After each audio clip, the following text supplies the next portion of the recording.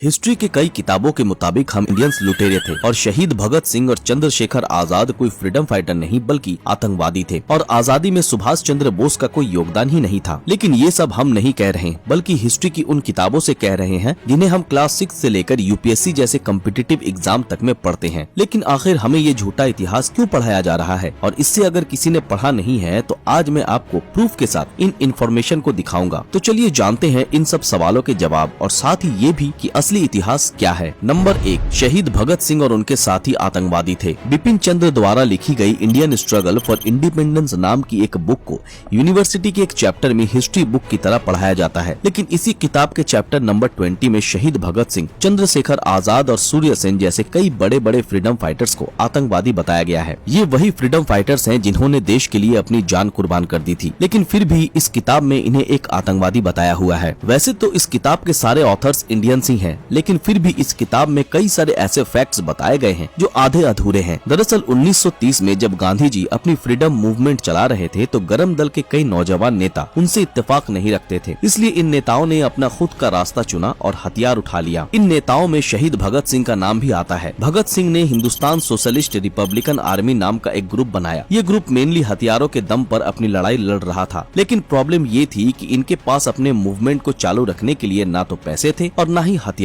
इसलिए इन्होंने एक प्लान बनाया और उसके तहत इन्होंने अंग्रेजों के कुछ वेपन्स और पैसों पर रेड मारी, जिसे चिटागोंग मूवमेंट के नाम से जाना जाता है। लेकिन इस किताब में इसे एक टेरर एक्टिविटी बताया गया है, जो कि बिल्कुल झूठ है। नंबर 2, गांधी जी अंग्रेजों से लड़ने के लिए भारत वापस आए थे। हमें स्कूल से लेकर कॉलेज तक यही पढ़ाया जाता है कि गांधी जी भारत वापस इसलिए आए थे ताकि वो इंडिया की फ्रीडम मूवमेंट में हिस्सा ले सके, लेकिन ये बात पूरी सच नहीं है। गांधी जी ने अपनी किताब सत्याग्रह में ये बताया कि वो कभी भारत की आजादी के लिए वापस भारत नहीं आना चाहते थे, बल्कि उन्हें भारत बुलाया गया था। उनको वापस भारत बुलाने वाले शख्स थे गोपाल कृष्ण गोखले। गोखले गांधी जी के राजनीतिक गुरु थे और वे गांधी जी से पहली बार 1896 में साउथ अफ्रीका में मिले थे। उस वक्त गांधी जी साउथ अफ्रीका में अपना सोशल वर्क करते थे और गांधी जी की प्रतिभा को देखकर गोखले को लगा कि गांधी जी ही भारत की आजादी के लिए सबसे सही आदमी होंगे। इसलिए उन्होंने उसी साल गांधी जी को भारत वापस आने को कहा, लेकिन गांधी जी ने उनकी नहीं सुनी। पर फिर टाइम टू टाइम जब गोखले ने उन्हें बार बार समझाया तो आखिरकार 1914 में गांधी जी वापस भारत आने को तैयार हो गए। गांधी जी ने खुद माना है कि गोखले ही वो इंसान थे जिन्होंने उनके दिल में देशभक्ति जगाई थी। इसके अलावा जब गांधी जी भारत आए तो गोखले ने ही उनका पूरा खर्चा उठाया था। गांधी जी के साबरमती आश्रम से लेकर उनके इंडिया टूर का पूरा पैसा गोखले ने अपनी जेब से दिया था। नंबर 3,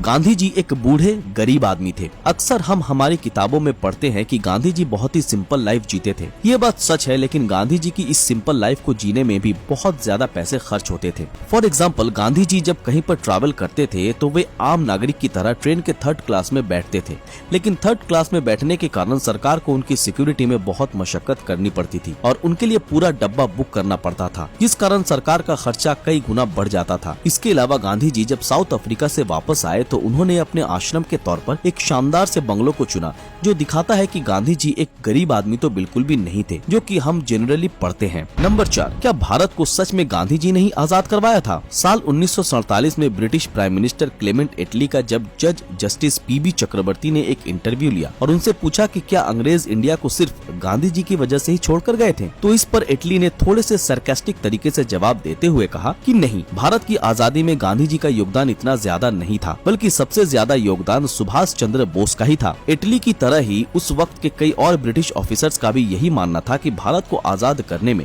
सबसे बड़ा योगदान सुभाष चंद्र बोस का था। ब्रिटिश प्राइम मिनिस्टर एटली और उनके इन साथी ऑफिसर्स की ये बात सही भी थी, क्योंकि भारत के आजाद होने के पीछे सुभाष चंद्र बोस की मिलिट्री पावर का बहुत बड़ा हाथ था। सुभाष चंद्र बोस के कारण ही इंडियन आर्मी अंग्रेजों से दूर होती चली गई और आखिरकार अंग्रेजों को घुटने टेकने पड़े। लेकिन अगर हम हमारी हिस्ट्री के टेक्स्ट बुक को देखें तो शायद हमें भारत की आजादी से रिलेटेड कुछ अलग ही देखने को मिलेगा। इन टेक्स्ट बुक्स में आज के बच्चों को एक तरफ जहां महात्मा गांधी, जवाहरलाल नेहरू और उस वक्त के कई बड़े बड़े कांग्रेस नेताओं के बारे में तो बताया जाता है, लेकिन वहीं दूसरी तरफ हमें सुभाष चंद्र बोस जैसे फ्रीडम फाइटर्स के बारे में बहुत कम पता चलता है। अब अगर आपको वीडियो यहाँ तक देखने के बाद ये लग रहा है कि आप देश के इतिहास से जुड़े सारे सच जान चुके हैं, तो आप जान लीजिए कि ये सच्चाई तो कुछ भी नहीं है, बल्कि आजादी के इतिहास के अलावा अभी हमारे इतिहास में और भी बहुत कुछ ऐसा बाकी है जिसे सुनने के बाद आपके पैरों तले जमीन खिसक जाएगी। लेकिन आखिर हमारी हिस्ट्री किताबें हमें झूठ क्यों सिखाती हैं? आज से कुछ साल पहले जब एक कॉलेज प्रोफेसर ने इतिहास के बारे में जानने के लिए एक NCERT किताब किताब का सहारा लिया तो उन्होंने देखा कि उस किताब में कई सारे ऐसे फैक्ट्स हैं जो बिल्कुल गलत थे। इसके बाद उस कॉलेज प्रोफेसर को डाउट हुआ और उसने क्लास 6 से लेकर 12 तक की सारी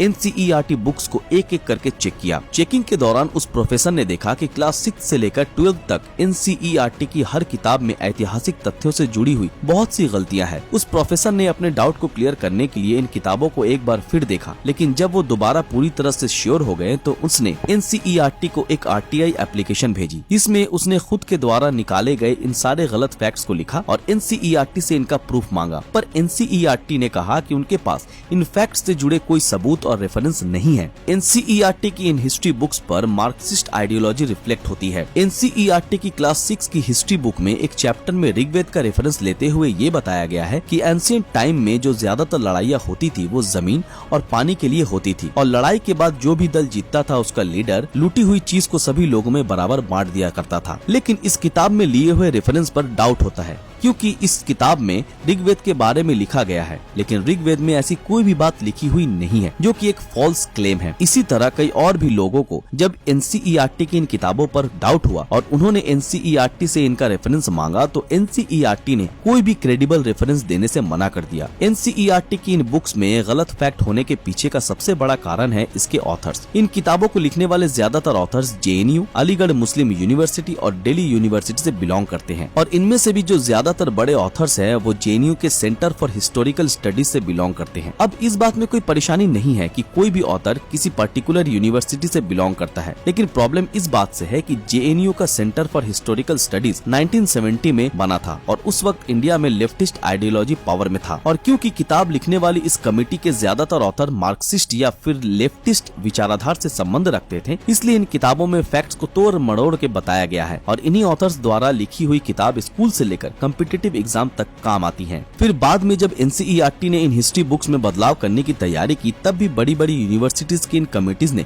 इसमें भी दखल अंदाजी की। तो क्या हमें भारत का सही इतिहास नहीं पढ़ाया जाना चाहिए? क्या ये गलत और आधा अधूरा इतिहास हमारी फ्यूचर जनरेशन को कंफ्यूज नहीं करेगा? गाइस, अपनी राय नीचे कमेंट में जरूर बताएं। अगर ये वीडियो आप लोगों को पसंद आया तो इस वीडियो को लाइक और ज्यादा से ज्यादा शेयर जरूर करें। अगर आपने हमारे फेसबुक पेज को अभी तक फॉलो नहीं किया है तो तुरंत फॉलो कर दें। तो फिर मिलते हैं आपके साथ अगले वीडियो में, तब तक के लिए अलविदा।